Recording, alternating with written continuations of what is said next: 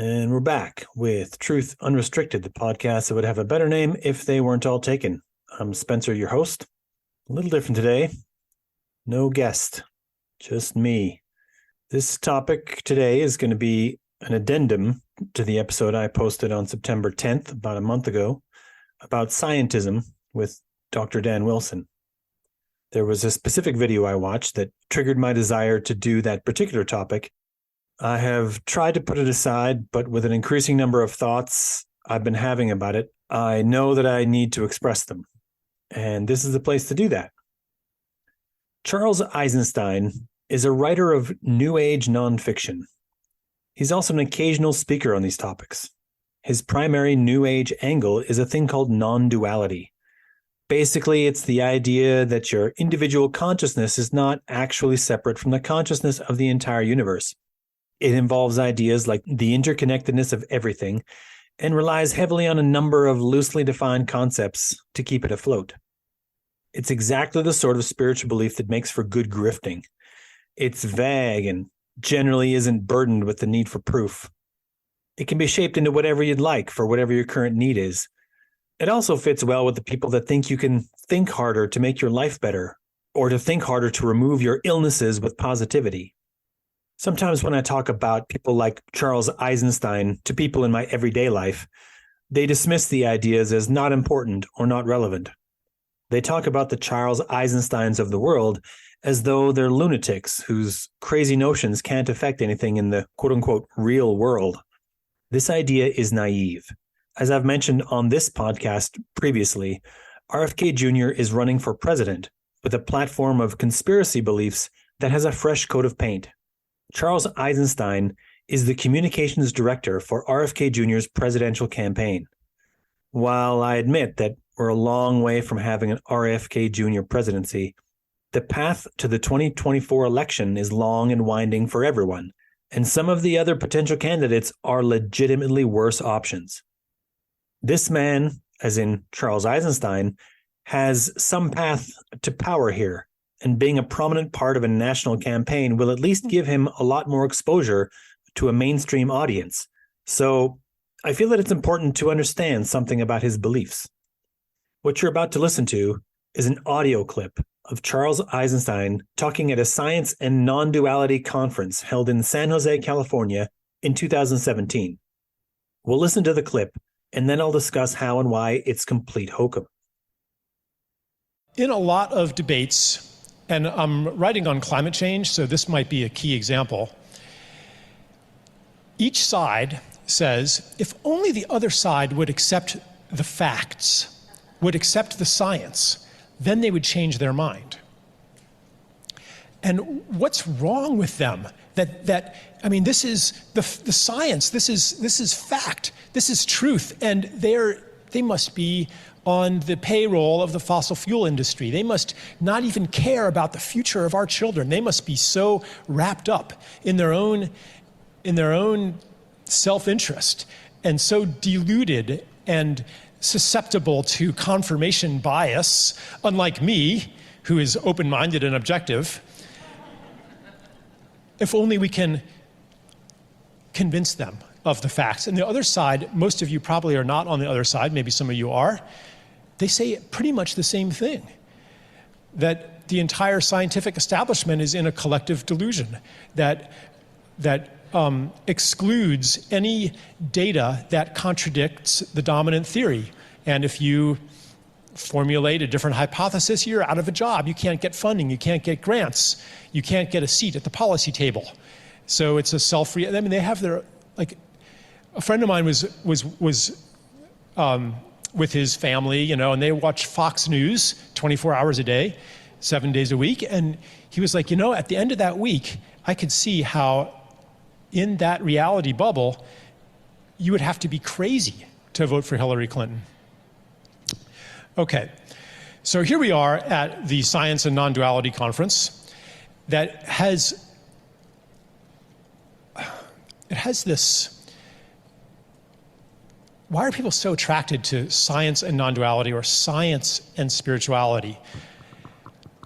It awakens a kind of a hope for a reconciliation between these two sundered, divided aspects of reality. And we would like to say, yeah, these non-dual realizations, or my spiritual life, or my experiences of, as Jude was saying this morning, discarnate entities, like these are valid after all. So really, maybe what we're hoping for is a kind of a validation, in addition to a joining together of a split reality. So I have to ask, why is this validation so important? It's because science is the main legitimizing institution of our culture. You could even say it's the religion of our culture. It's in the sense that it is what confers righteousness to anything, like a scientific policy, a scientific reason for something. That means that it's true for real. Now, science itself says, no, we're not a religion. We are the opposite of a religion. Religion takes things on faith, but we ask the world. We perform an experiment. We don't take anything on faith. We're objective. What goes missing here is that this objectivity is based on metaphysical assumptions that are unprovable, just like any religion. Among them, objectivity, that there's a world outside of ourselves that is separate from our asking of the questions, that our questions don't change the reality that we ask about, that an experiment is repeatable, that the intention of the experimenter is irrelevant, that there's a division between observer and observed, and that the observed is constant in relation to the observer, yada, yada, yada. Okay, everyone knows this already. Another metaphysical assumption is that everything that is important or worth knowing can be measured and quantified. Now, there's a lot of other ways in which science is suspiciously similar to a religion. It has a canon of holy texts. It has its own specialized, mysterious language that only initiates can understand. It has an initiation ordeal called graduate school, upon which you finish and you get a ceremonial name change. It has a system for the indoctrination of youth. It has deified saints and martyrs, Galileo, Newton, Einstein.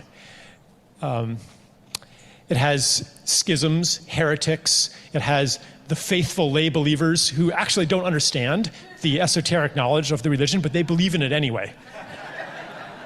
It has a divinatory practice for the attainment of truth called experimentation. It has a body of ritual built on top of it that's called technology. I mean, the whole thing. Okay. First, Eisenstein starts as though he's in a middle position and looking at which side he might choose. This is part of his more general shtick. He's great at appearing to be just asking questions, but as with nearly everyone who does this now, his questions aren't posed from a genuine search for new knowledge, but rather to advocate for one position by attempting to undermine support for the opposing position. He's definitely not starting from a neutral place. He's pretending to have a reasonable position to get audience capture. He starts by saying both sides say this, and then immediately says what the scientific environmental consensus says. Both sides definitely don't say this. When pseudoscience uses language like this, it is only done to mimic actual science. The mimicry of scientific language by pseudoscientists and charlatans is part of what erodes the overall value of science, and in a particularly pernicious twist, pseudoscientists of the current time will point to areas of science that were weakened by previous pseudoscientists who themselves were using scientific language to mimic actual science, and claim that, quote-unquote, science can't really be trusted. It's a vicious circle, and it's why we have to push back on this so hard. Eisenstein then talks about the view from the other side, and he frames the scientific consensus as excluding contradicting evidence, and he frames scientists as though they have an in-group, out-group, and groupthink dynamics. Though he isn't using the word, this is the definition of scientism as it is used by people as a justification to dismiss scientific evidence. Eisenstein talks about science and spirituality as being opposing social forces. He calls them sundered, divided aspects of reality. He refers to science as the main legitimizing institution of our culture. Science is not an institution. It's not a building. It does not have a headquarters. It does not have a hierarchical organization chart. It is a process. It does have a community, and it does require that people prove a certain level of knowledge in a particular field before they're accepted into that community. But this is just a way to shortcut things like invite lists for conferences and allow for recognition of work performed. If a person without one of the supposedly sacred degrees ever pointed out the correct thing and was able to rigorously express it, then their idea would be taken seriously by all the established scientists with PhDs. This has happened before. It's a phenomenon that is becoming less common as science gets more complex and specialized, but it's still possible. Also worth noting is that scientists do not gatekeep the actual information. You can buy all the scientific textbooks that are used for teaching in universities. Scientists are typically looking to push their thoughts and ideas outward from the scientific community to every space it can go. And it's important to note the difference between this and religious proselytizing. Scientists want to talk to the people who understand what the scientists are saying. Religious proselytizers want to talk to everyone, sometimes especially those who won't understand what the religious proselytizers are saying. Eisenstein then pivots straight to science being the religion of our culture. He says that the objectivity of science is based on metaphysical assumptions that are unprovable, just like any religion. There's an entire philosophy of science dedicated to identifying the various ways of knowing things, and how it is that humans can bridge the gap between the objective reality outside our bodies and the subjective reality inside our minds. Eisenstein is deliberately obfuscating the findings in this area of philosophy to sow doubt in the ability to know anything at all. In the confusion and doubt created by the idea that the universe is now and always will be mysterious, any idea can exist and seem reasonable, free of the need to line up with pesky, unknowable, objective reality.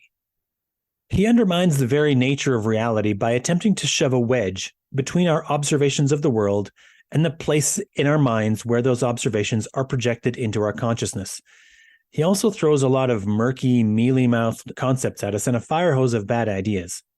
Specifically, he says, among them, objectivity, that there's a world outside of ourselves that is separate from our asking of the questions, that our questions don't change the reality that we ask about, that an experiment is repeatable, that the intention of the experimenter is irrelevant, that there's a division between observer and observed, and that the observed is constant in relation to the observer, yada, yada, yada.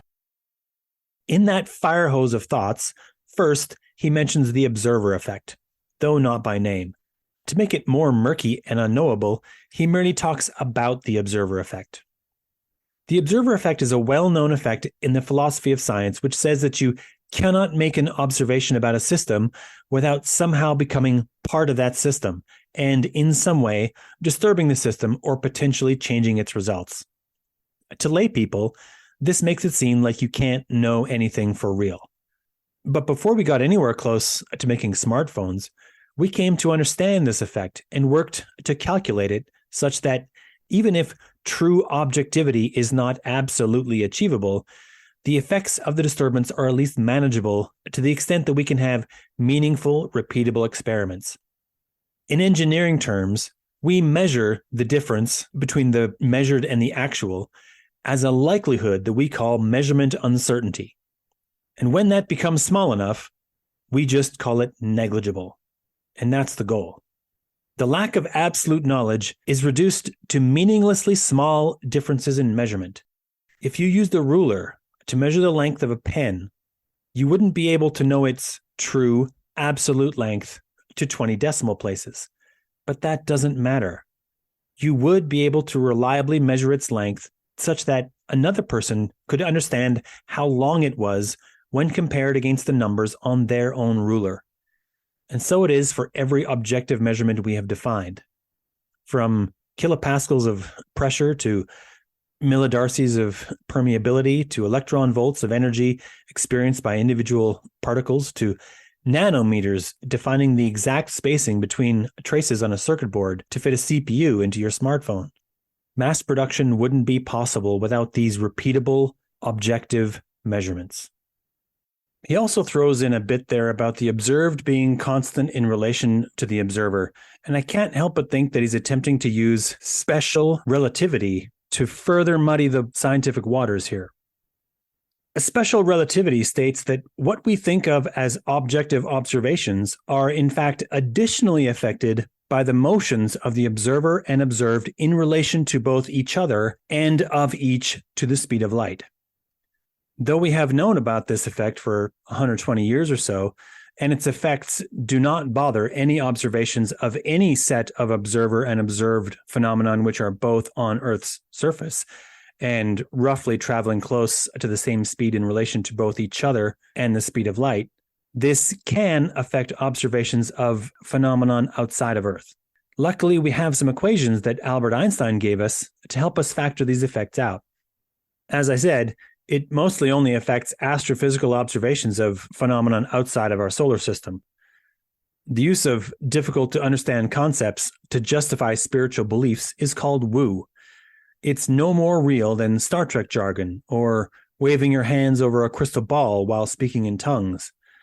But it sounds good because it often contains terms you may have heard before, and it makes the speaker sound very smart, so maybe you listen to the other things they have to say.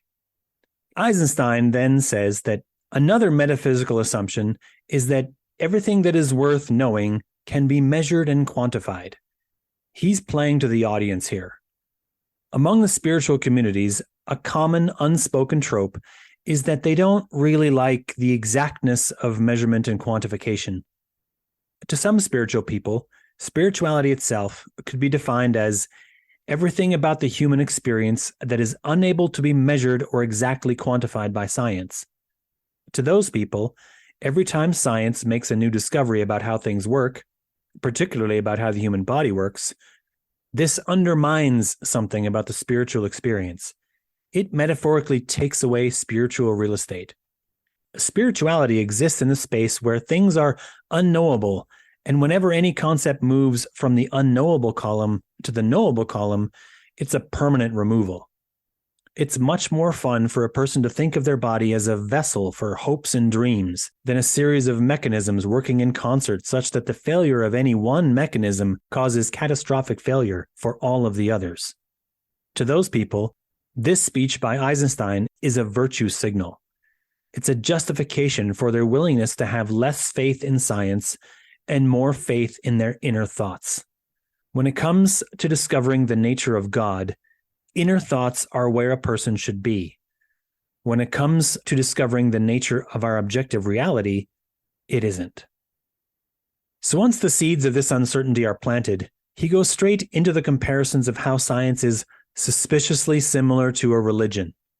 He mentions canon of holy texts. Science textbooks are changing with time as we discover new things, and at no point is there a room full of old men who won't allow a new scientific textbook to be written because it contradicts the previous ones. To call them canon when they change so often is blatant untruth, and quite frankly, stretches the definition of canon to a breaking point. It has its own specialized, mysterious language that only initiates can understand. It is true that scientific jargon can become difficult to understand, but unlike religion, scientists are interested in teaching everyone the meanings of all of those terms and how they apply to each situation in which they're used. It has an initiation ordeal called graduate school, upon which you finish and you get a ceremonial name change. Graduate school is where PhDs are granted. There isn't a name change happening here, merely the addition of a title. And it should be pointed out that Dr. Dre never went to grad school, and there aren't a band of scientific thugs seeking to cripple him for the blasphemy of self-applying the sacred title. There is no name change. It has a system for the indoctrination of youth. This is about the most disgusting accusation. It's an argument that advocates for scientific illiteracy and needs to be called out. Indoctrination is not the same as education, especially where science is concerned. It has deified saints and martyrs, Galileo, Newton, Einstein. We retell the stories of some previous scientists because they can help us better understand how to get the process right. Galileo's story is important because we can't silence progress when it contradicts religious doctrine. Newton's story is important because he actually attempted to use his reputation and political force to stifle legitimate ideas that contradicted his own. Despite being the smartest person of his time, he was occasionally demonstrably wrong, and we need to not allow that to happen again. Einstein's story was important because one person with the right ideas can change the world. Also, being willing to challenge long-held concepts when they don't line up with experiments is important. Many grifters attempt to use Einstein's story to say that their ideas are also important and that they should be allowed to challenge long-held assumptions. And they are allowed to do that. But if their ideas get challenged and are found wanting, they need to make their ideas better. Also, when their ideas are contradicted by experimental evidence, well, that answers itself. Aside from these three notably famous scientists, there have been many more important people in history who pushed our scientific knowledge forward, but their lives don't tell us very much about how to make the process of science better, so we don't bother to tell their stories. Daniel Bernoulli quantified the central equation of fluid mechanics and was a towering intellect of his age, but his life story is pretty mundane as these things go. Media has made these people recognizable cultural figures, but once they're found to be wrong, we move past their ideas. Isaac Newton was wrong about several things in the field of optics, and for a time, parts of the scientific community struggled under the blind assertion that Newton couldn't be wrong. At best, Eisenstein could say that this institutionalized confirmation bias used to be true of science. We have mostly smoothed out these wrinkles, and we work to keep them smooth when we notice them cropping up again. It has schisms, heretics. It has the faithful lay believers who actually don't understand the esoteric knowledge of the religion, but they believe in it anyway. The scientific community doesn't have schisms in the way that religion has them. Scientists have disagreements about fairly minor and nuanced points of interpretation of large or complicated sets of observations. As for the lay believers who simply have faith in science, one can say that all of that knowledge is available to them increasingly on the internet. It isn't held back and dribbled out on Sunday mornings in weekly sermons. There isn't a scientific equivalent of the Vatican where the quote-unquote other knowledges are kept hidden away from the uninitiated. Further, the concept of a flat Earth really puts Eisenstein's ideas to the test. Many people cannot prove that the Earth is spherical, but nonetheless believe that it is so. They trust that the people providing the proof are both smart enough to have done the calculation correctly, but also aren't using mathematics like woo to confuse people into thinking the Earth is spherical. The fact that everything about the spherical shape of the Earth lines up with everything else we know about the solar system and gravity and geology isn't merely convenient. The belief that the Earth is spherical is backed up by evidence and calculations that anyone is free to do if they so choose, and the same is true for all areas of scientific knowledge. It has a divinatory practice for the attainment of truth called experimentation. This is the second most egregious assault on truth. To divine something is quite literally to have the knowledge given to you by God, or to ask God directly for the knowledge. Divining is the antithesis of experimentation. Divining the truth about objective reality probably makes sense in a universe in which we're all actually just one single universal consciousness, but as I said, we're a long way from having that notion be supported with any facts. It has a body of ritual built on top of it that's called technology. If technology were only ritual, then your cell phone would run on prayers or whatever other ritual behavior of our culture. You would have to crush chicken bones in a bowl to make your car start every morning, and the internet would run only after you made a potion from a series of arcane ingredients like the eye of a newt and the scales of a snake. But our devices all function from reliable cause and effect physical functions that make them and their performance highly predictable. Nothing is divined. Each and every notion of his speech can be individually debunked. Charles Eisenstein knows that he's distorting the view of objective reality when he says things like this. His thoughtful delivery, wherein he sounds as though he's just now coming up with all of these words, is part of the package. Overall, Eisenstein is looking mostly to build up uncertainty. His words are meant to remind his audience to not have complete certainty in any scientific observations, because it's very complicated. He wants to create a space where the universe is unknowable, where it yet contains some mystery for his spiritual ideas. Spirituality is not the antithesis of science, and science does not have to be undermined, degraded, or vilified in order to hold spiritual beliefs. Eisenstein wants science to be both simple enough that it could have been fake and complicated enough that there's no way anyone could understand it. If that sounds confusing and contradictory, it's because it is. Those two ideas cannot coexist. One of the first episodes of this podcast was about science and politics, and the way in which we engage in them mean that they are in direct opposition to each other. At that time, my regular co-host Jeff asked me before the podcast about why it wasn't science and religion. For reasons I still don't understand, I didn't work that into the podcast, but the answer to me at the time was simple. Science never picks a fight with anyone in the same way that objective reality doesn't ever pick a fight with anyone. It's only other concepts that attempt to pick fights with science and objective reality.